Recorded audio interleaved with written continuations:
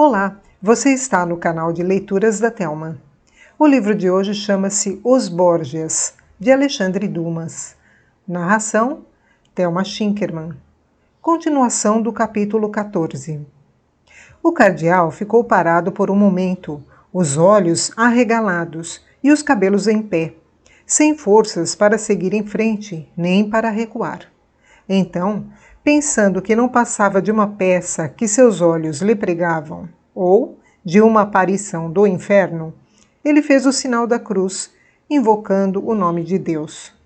Tudo desapareceu instantaneamente: castiçais, caixão e cadáver, e a aparente câmara mortuária mergulhou novamente em escuridão. Então o cardeal Carafa, que relatou esse estranho acontecimento e que posteriormente se tornou o Papa Paulo IV, entrou corajosamente no quarto e, embora as gotas de suor frio escorressem por sua testa, foi direto para o armário e encontrou a corrente de ouro e o medalhão na gaveta indicada. Pegou-os e saiu às pressas para entregá-los ao Papa. Quando chegou, o jantar já estava servido. Os convidados haviam chegado e Sua Santidade estava pronto para se sentar à mesa. Assim que avistou o cardeal, o Papa, que estava muito pálido, deu um passo em sua direção. Carafa apressou o passo para entregar-lhe o medalhão, mas, quando o Papa estendeu o braço para pegá-lo, caiu para trás com um grito e foi acometido por convulsões violentas. Um instante depois, enquanto se aproximava para ajudar o pai, os mesmos sintomas se abateram sobre César. O efeito do veneno foi mais rápido do que o normal, pois César havia dobrado a dose, e o calor que fazia no momento em que o tomaram certamente devia ter aumentado sua potência. Os dois homens abatidos foram conduzidos lado a lado para o Vaticano, onde cada um foi levado para seus próprios aposentos. Depois desse momento, eles nunca mais se encontraram. Assim que foi levado à cama, o Papa foi acometido por uma febre violenta, que não cedeu nem aos eméticos, nem às sangrias. E, quase imediatamente, se fez necessário realizar a extrema unção. Sua admirável constituição física, porém, que parecia desafiar a velhice, foi forte o suficiente para lutar contra a morte por 8 dias. Por fim, depois de uma semana de extrema agonia, ele morreu sem mencionar uma única vez nem César, nem Lucrécia, que haviam sido os dois polos de seus afetos e de todos os seus crimes. Ele tinha 72 anos e passara 11 anos reinando.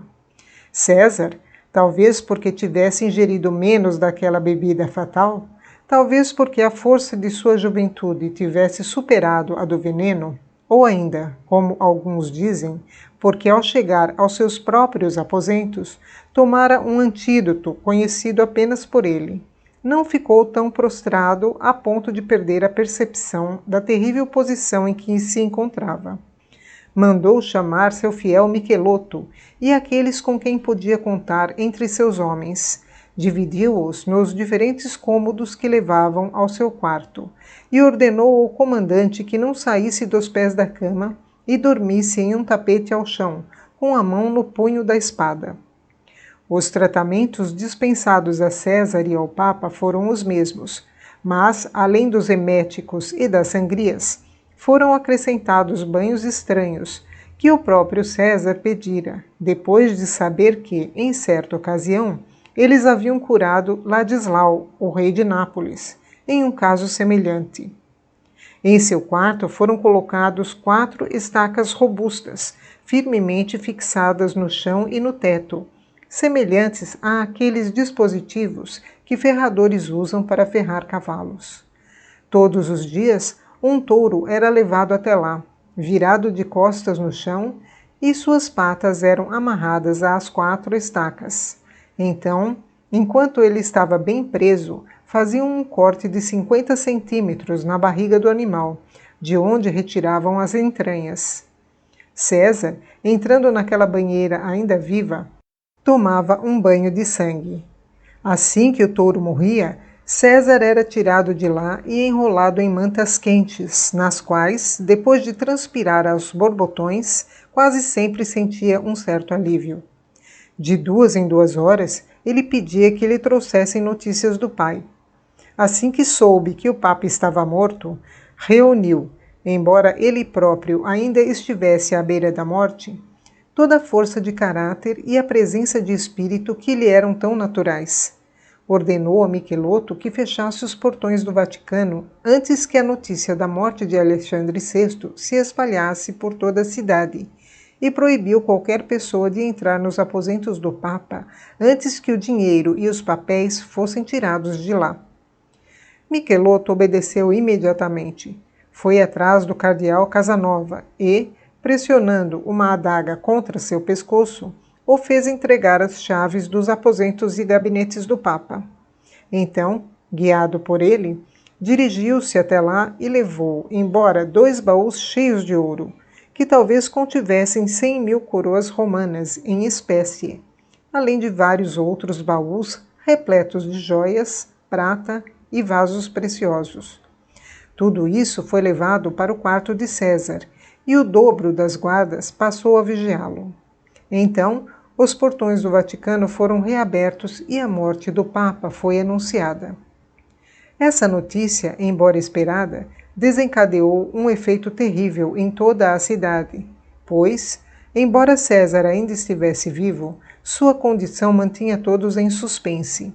Se o poderoso duque da Romanha, o valente Condottieri, que conquistara 30 cidades e 15 fortalezas ao longo de 5 anos, estivesse montado em seu cavalo com a espada na mão, as coisas nunca teriam sido tão nebulosas e incertas.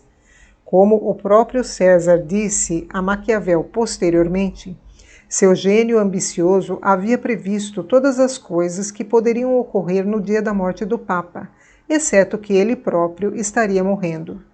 Contudo, lá estava ele, pregado na cama, transpirando em meio à agonia venenosa.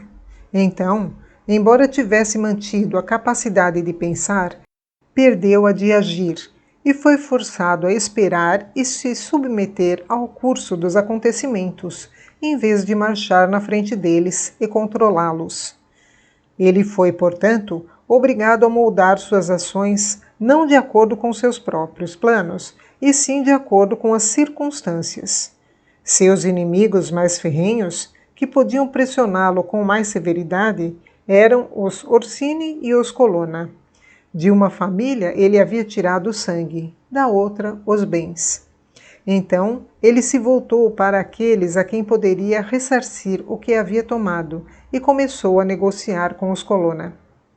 Enquanto isso, as exéquias do Papa prosseguiam. O vice-chanceler tinha enviado ordens aos membros mais importantes do clero, aos superiores dos conventos e aos confrades das ordens seculares, para comparecerem, sob pena de serem destituídos de sua dignidade e dos seus cargos, ao Vaticano, de acordo com o costume, cada um levando sua própria companhia, para estarem presentes no funeral do Papa. Cada um deles, portanto, compareceu ao Palácio Pontifício no dia e horário marcados. De lá, o corpo seria transferido para a Basílica de São Pedro, onde seria enterrado. O cadáver estava sozinho e abandonado na câmara mortuária, pois todos aqueles que carregavam o sobrenome Borgia, com exceção de César, haviam se escondido, sem saber o que iria acontecer. E tinham uma boa razão para tal comportamento, porque Fábio Orsini, ao se deparar com um membro da família Borgia, esfaqueou-o e, em sinal do ódio que haviam se jurado, lavou-lhe a boca e as mãos com seu sangue. A agitação em Roma era tão grande que, no momento em que o cadáver de Alexandre VI estava prestes a entrar na igreja, espalhou-se uma espécie de pânico, como aqueles que costumam surgir de repente em tempos de inquietação popular. A agitação provocou uma perturbação tão grande na procissão fúnebre que os guardas assumiram suas posições de batalha. O clero fugiu para a sacristia e os carregadores largaram o caixão. O povo, rasgando a mortalha que o cobria, revelou o corpo, e todos puderam ver de perto e com impunidade o homem que, 15 dias antes, fazia de uma ponta à outra do mundo príncipes, reis e imperadores estremecerem. Porém, graças àquele respeito religioso em relação à morte que todos sentem instintivamente, que é o único sentimento capaz de prevalecer sobre todos os outros, até mesmo no coração do ateu, o caixão foi novamente erguido e levado até o pé do altar-mor de São Pedro, onde, sustentado por cavaletes, foi exposto ao público. Mas o corpo do Papa havia se tornado tão enegrecido, tão deformado e inchado, que era uma coisa horrível de se ver. Uma substância sangrenta escorria de seu nariz, a boca estava terrivelmente escancarada, e a língua tão monstruosamente inchada que preenchia toda a cavidade bucal. A essa aparência assustadora também se somava um fedor de decomposição tão forte que, embora no funeral de um papa seja costume beijar a mão adornada pelo anel do pescador, ninguém se aproximou para oferecer ao representante de Deus na terra esse sinal de respeito e reverência religiosa. Por volta das 7 horas da noite, quando o crepúsculo confere ao silêncio das igrejas uma melancolia profunda, 4 coveiros e 2 carpinteiros carregaram o corpo para a capela onde seria enterrado. Depois de retirá-lo do esquife da procissão, eles o colocaram no caixão que seria sua última morada. Perceberam, porém, que o caixão era muito pequeno e o corpo só caberia se as pernas fossem dobradas e empurradas com força.